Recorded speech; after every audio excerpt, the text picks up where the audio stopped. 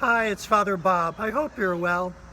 Recently, a parishioner met with me to discuss how his faith has grown in recent months, and he wanted to know what next steps he could take in his faith journey to allow it to grow even more.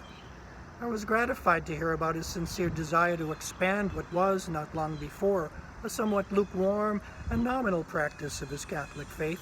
He was now paying more attention at Mass, finding the scriptures and homilies speaking to him more than they ever did.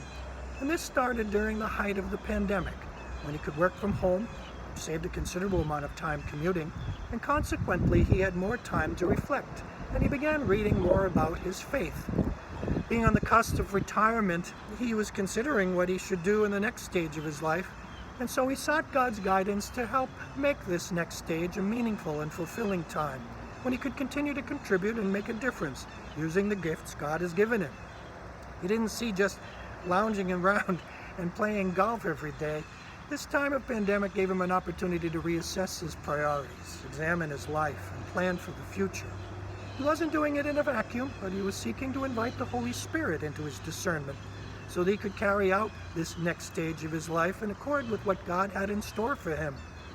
Have you taken the opportunity during the pandemic to think, to reflect upon your life and your relationship with God, and seek to learn from God what He might want for your life going forward? What has the pandemic experience afforded you? Maybe a new perspective, some changes in priorities, a deepened desire to grow closer to God, a greater determination to make a difference with the life God has given you. If you haven't thought much about these things, why not take the time now to talk to the Lord about them and ask Him to help you respond in a way that will be meaningful and fulfilling, not only for you, but for others?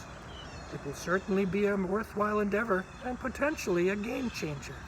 God bless.